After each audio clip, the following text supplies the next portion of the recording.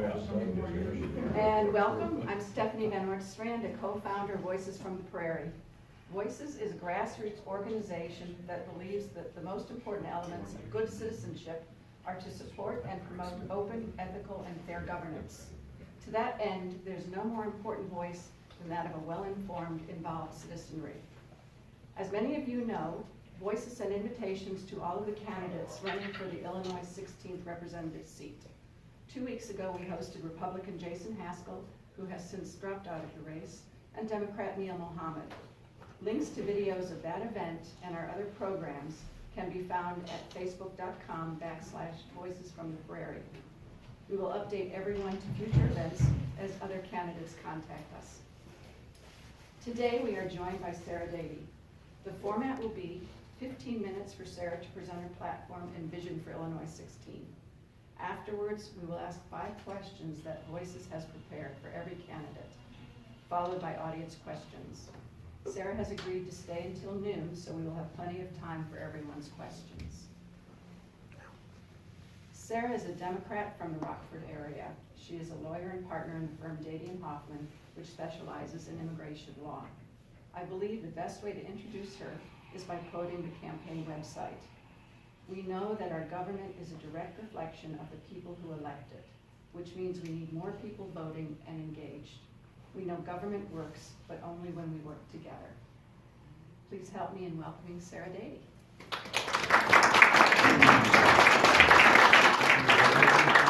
Thank you.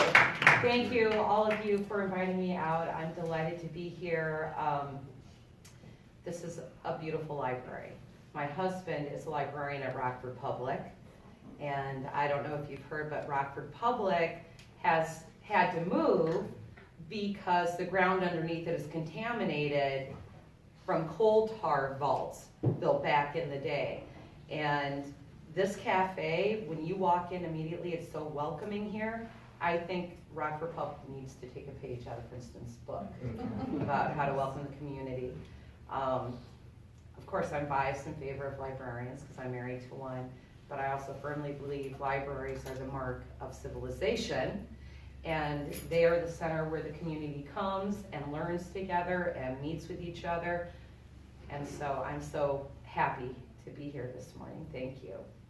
My name is Sara Dady, and I want to be your congresswoman here in the 16th Congressional District. I have 2 kids, Meredith and Robert, ages 13 and 10. And my kids and I have this show that we watch. My husband's not so much into science fiction, but the kids and I are. The show's called Doctor Who. For those of you who are unfamiliar, it's about time traveling. And Doctor Who goes back in time and saves the world and the universe week after week. But in the show, there's a concept called fixed points in time. These are events that are so important to making us who we are that you can't change them without destroying the essence of who we are. And we all have personal and collective fixed points in time. One of my personal fixed points in time is July 27th of 2004. And on that day, Alan and I were living in St. Paul, Minnesota. I was 7 months pregnant with Meredith, and I'd just come home from taking the first day of the Minnesota bar exam. I had completed 4 years of night law school while working full-time. Alan and I we saw light at the end of the tunnel. The following week, we were headed back down to Rockford to have our first baby shower with my family and friends, when I get a phone call telling me that my mother had unexpectedly died. And the center of my world fell out, just like that. Now, sometime before she died, my mom told me her doctor said she needed to get an MRI because we have a family history of aneurysms. So she called up a hospital in Rockford and asked how much it would cost. They told her they didn't know, but it would be in the thousands of dollars because she was uninsured. So she didn't get it done. And my mother was an educated woman. She was a school teacher before she married and had 4 kids. After she raised 4 kids and got divorced, she went back to teaching part-time. But she didn't have health insurance. And there's one thing that I know. is in the United States of America, no one should ever lose a loved one because they don't have access to medical care. So it's my mother's death that changed the course of my life. I wanted to move back home because I knew my mother would never have a direct influence on my children. I wanted her to have an indirect influence. I wanted to give my kids similar experiences to the ones my mother gave me. I wanted them to go to the same public schools, be in the same 4-H club, and they are. And that's the thing. My mom and 4-H taught me what it means to be a good citizen. Part of being a good citizen means being able to appreciate other people's cultures and still have pride in your own. That those are not mutually exclusive concepts. That's what led me to practice immigration law. I started my practice out of the living room of my house, and a decade later, I've got the largest immigration law firm west of Chicagoland in downtown Rockford. My firm has assisted over 4,000 individuals and families with their dream of living in the United States. And that's my perfect job. I get to welcome people to the country that I love best. That's the American dream. Doing a job you take pride in and being able to make a living at it to support your family. It's pretty simple. So that's my personal fixed point in time.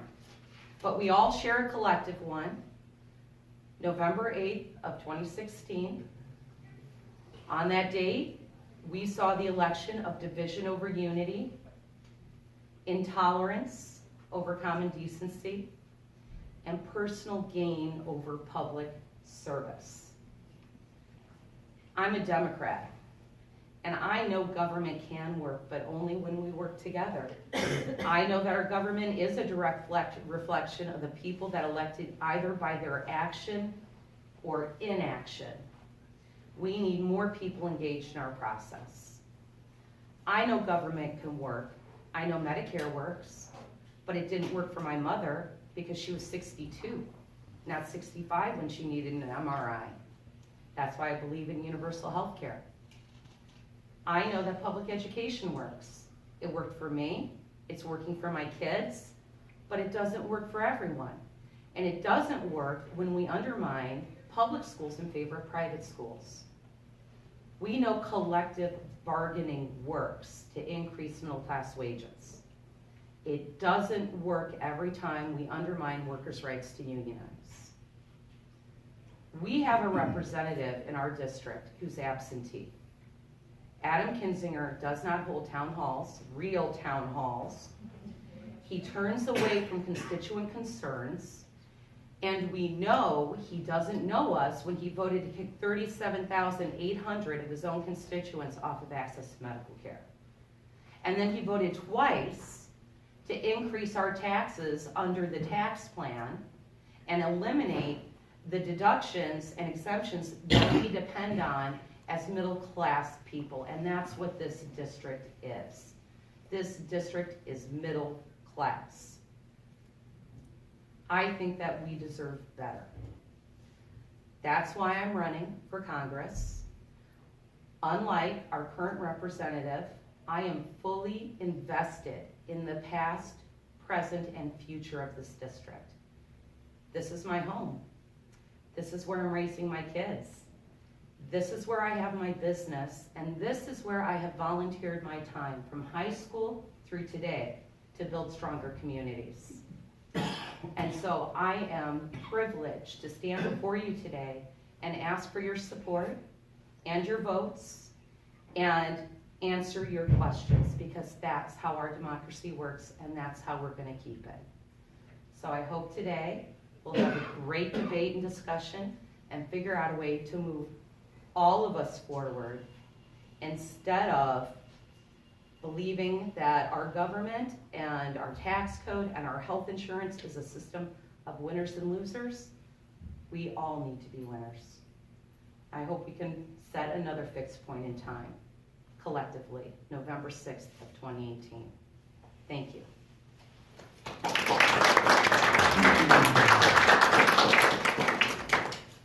I need a microphone? I should have asked that from the beginning. All right, as for the questions from voices, excuse me. What is the biggest challenge facing the 16th district? Diminished engagement in democracy. And what I mean is we have fewer and fewer people voting, fewer and fewer people running for office, fewer and fewer people engaging in discussions on a daily basis about how we govern ourselves. And I think that is our greatest challenge and the greatest threat to our district. At a time when our nation seems more divided than ever, we've tried to focus on shared concerns and values that unite us across party lines. What would you do to reach across the political divide in an effort to find common ground? That's a great question. So I was raised Republican. Both my parents are Republicans, including my mother. And I thought I was a Republican until I went to college. And so when I got to Luther College, I immediately signed up for the Young Republicans because that's how I was raised. And they started bombarding me with information and wanting me to go here and there and do this and the other thing. And for some reason I thought, we're the college Democrats. We're a two-party country. We should have a two-party campus. And so I asked around, and no one ever heard of the college Democrats. I ended up calling the president of the Young Republicans, and he laughed. He goes, "There's one Democrat." And I felt terrible for the guy. So I called him up and I said, I said, "Listen, let me help you get your group going." And then in my head, I was thinking, then I'll just go back to being a Republican. But that sense of balance resonated with me and it motivated me. So I started helping him with the college Democrats, and we brought in speakers, students started coming out and joining, and in the course of it, I discovered I am, in fact, a Democrat. Because I do believe that government does have a role to play in improving people's lives a little bit, making our day-to-day lives a little bit easier and a little bit more secure. And that's what makes me a Democrat.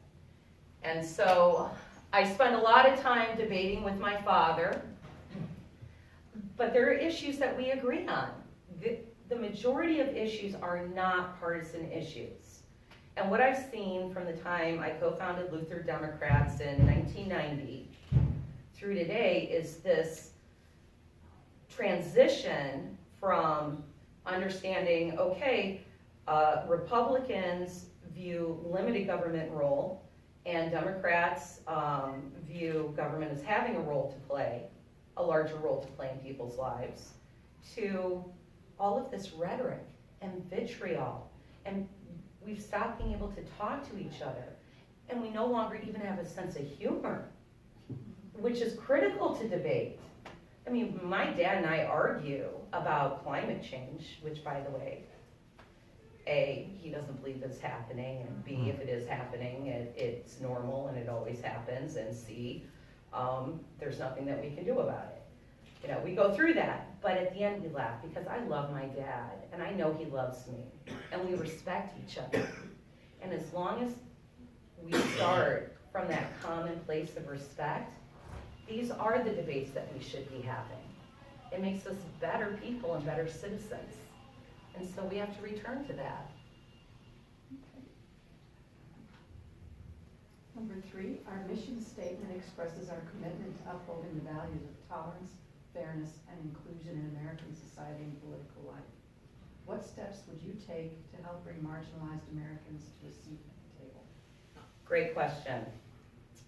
I practice family-based immigration and deportation defense. 90% of my client base is from the Latino community. And these days, the immigrant community is one of the most demonized and criminalized communities in the United States. I have now practiced under 3 presidential administrations, And I have to say, George W. Bush was one of the best presidents for the immigrant community. President Obama, in his first term, deported more people in his first 2 years in office than George W. Bush did in 8. Now, by President Obama's second term, he heard the pleas from the immigrant community and the U.S. citizens married to undocumented immigrants and their U.S. citizen children, and he took a different approach and said that it is not in the United States' interest to be separating families unnecessarily, especially when people are here just to contribute and want to belong to our community, and that Congress needs to act to make that happen, which is true. Congress has to pass reform. Under President Trump, the first thing that he did was enact the travel ban. And for the first time in my career, I had a client denied boarding to return to the United States, and this client had a green card. Was a lawful permanent, is still a lawful permanent resident of the United States.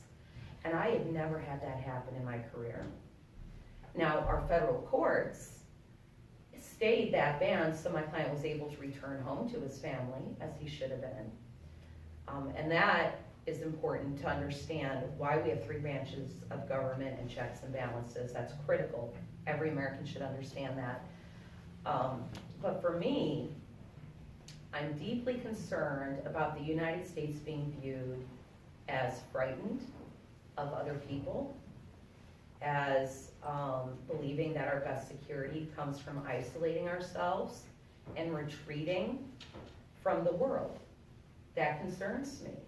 And I see it as driving deeper divisions within the United States because we are a diverse country. Not every American looks the same or thinks the same. And we are stronger when we embrace that diversity. And I think it increases our standing in the world when we do that. But when we retreat and treat people with disrespect, and that diminishes us, and that makes us less safe.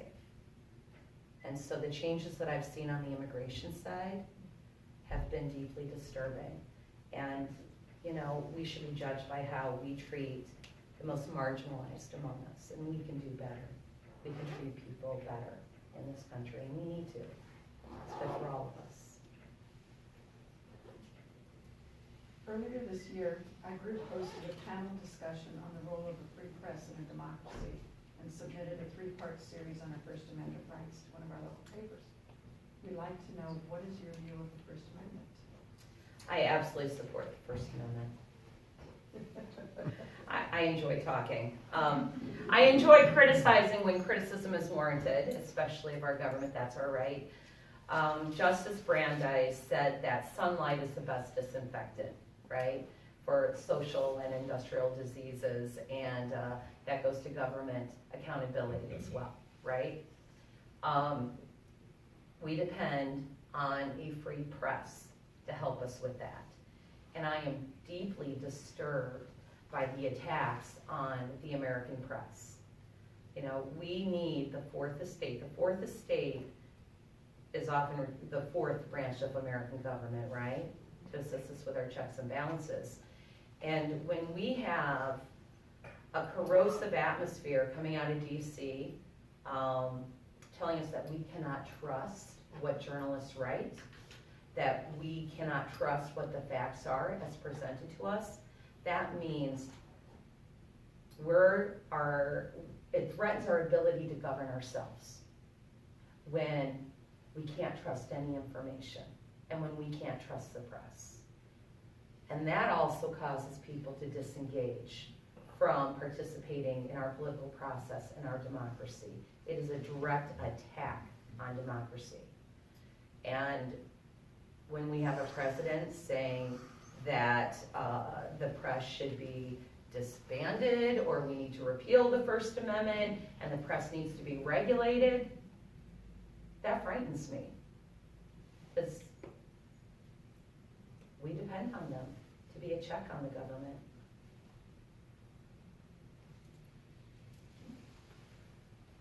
Our Our most recent program was a panel discussion titled Money in Politics, the Effects on Democracy. So we're curious, how do you view the role of money in politics? You know, I've never run for Congress before. I haven't run for anything. I flirted with a state house run many years ago, but nothing came of it. And I went to 2 candidate trainings, one by Representative Bustos, Build the Bench, this summer, and they talk a lot about fundraising. Because if you're gonna run for office, you have to raise money. Our political races from local to federal have become ridiculously expensive. And here's why I think. It's because more citizens are not engaged in our process. Most citizens don't take the time to see who is running, look up the candidates, turn out to candidate forums, come out and meet candidates. So what that means is I have to raise $400,000 for just the primary, so I can have, on average, 7 voter contacts with the 435,000 voters in this district. 7 voter contacts, calling, sending out mailers, digital media, 7 contacts. That gets expensive. Our campaigns are so expensive because we're driving people out of the process, and we have to pay money to go out and reach the same people that we're driving away from trusting the news, coming out to candidate forums, being engaged in our process. It is a corrosive, self-defeating cycle. So that's my view as a citizen where I sit running for Congress. How do we get big money out of politics? Because now it's controlled by special interests. Instead of a candidate calling 20 people and asking for money outside the district, it's easier just to get PAC money, right? And that's why our current representative has, what, 1.8 million, primarily coming from PACs. And of course, you're gonna answer the phone call from the person calling from the PAC, right? We know how this works. I don't think our current Congress would ever vote for public financing or require it for campaigns, because every single person at Congress got there and funded their campaigns doing what we're told we have to do. You call these big donors and ask for money. That's how they got there. What incentive is there to change it? I think we need to start funding our campaigns in district, which means small dollar monthly contributions. Now, you guys saw what happened in Alabama, right? Well, I'm pretty sure it was my $5 a week for the last 3 weeks that put Doug Jones over the top. But part of being engaged in democracy is not just being informed about who's running or running for office yourself. We also have to change our mindset and say, you know what, I like this candidate. I'm going to vote for this candidate, I think. I support this candidate. I'm going to contribute.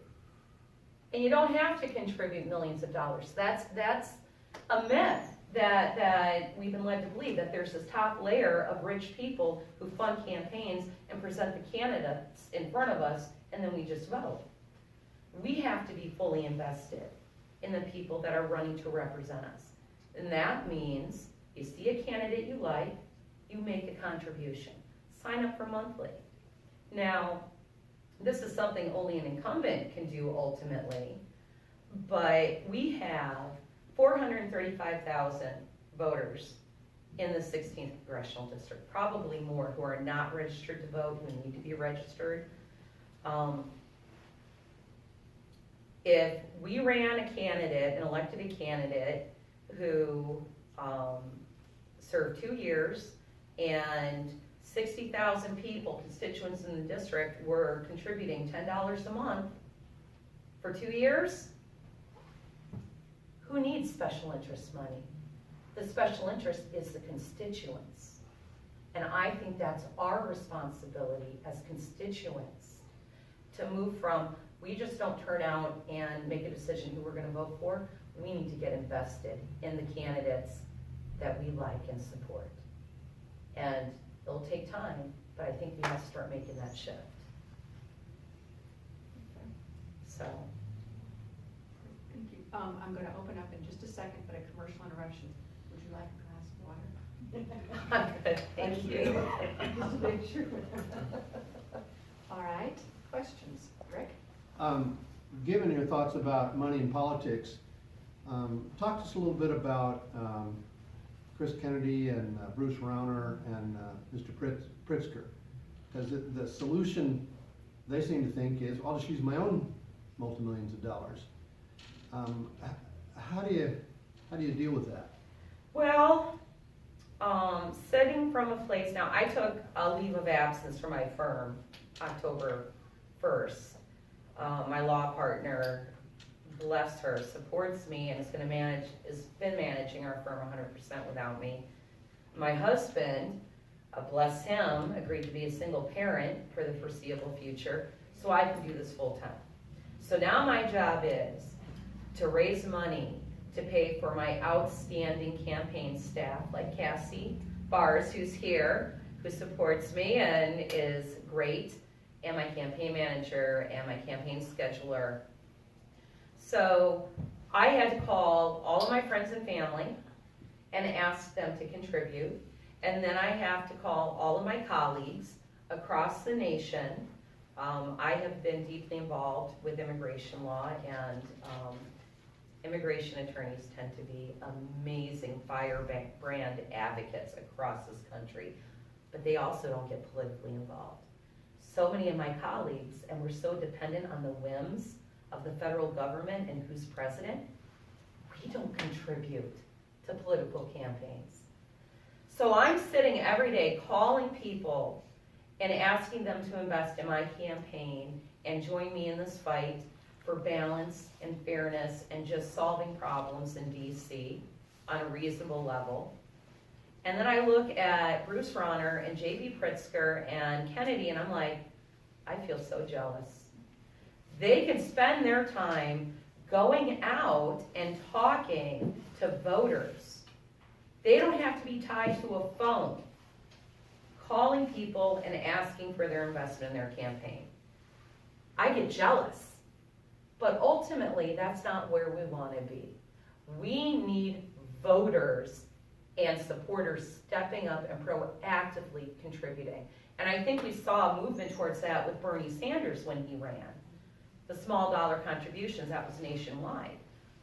But I think we need to start it within our own district.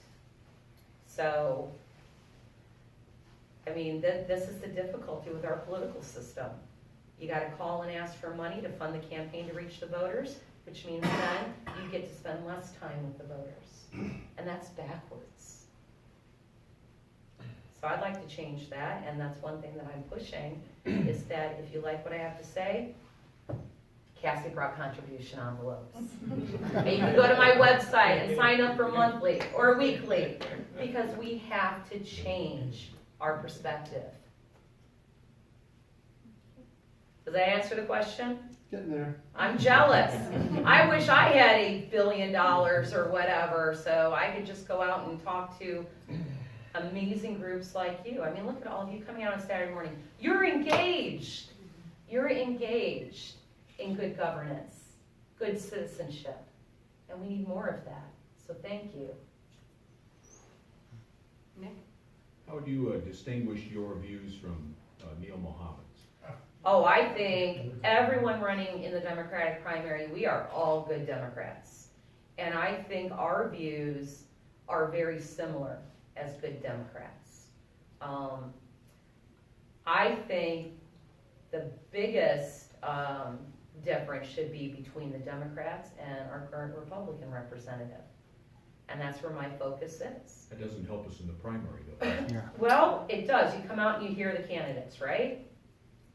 And it's up to us voters to decide who best represents our views, who best presents our message, and whom we trust to fight for us. And that's an individualized decision. It's our job to come before you and present our case.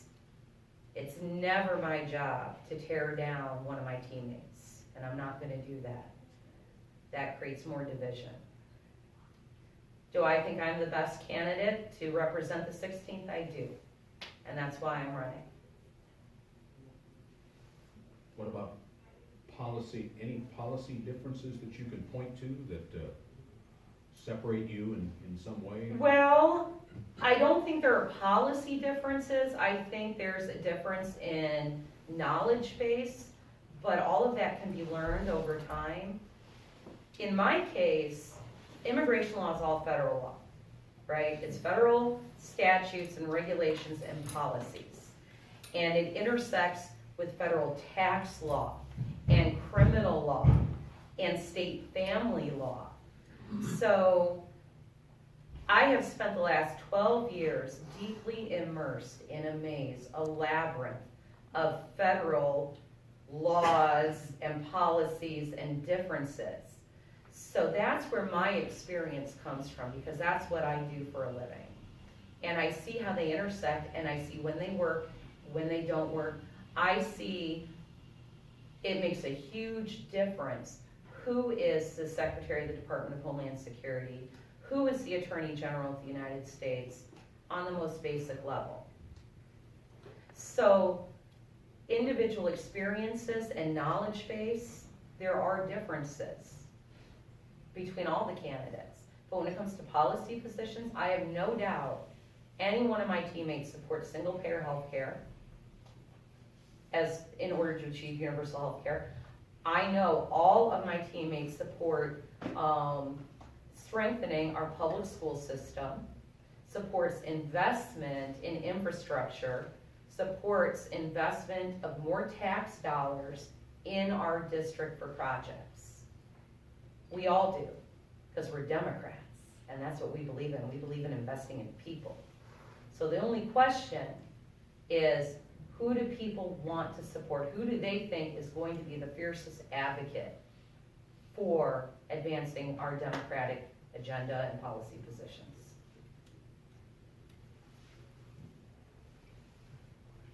Barry? Can you say more about Sherry Bustos and the training that you got from that group or whatever it is? Sure. I admire Representative Bustos so much. You know, Rockford's divided in half, right? Not just by the river. Rockford's divided by race. The west side is predominantly African American and poor. The east side has been predominantly white and affluent. And then we've been divided into two congressional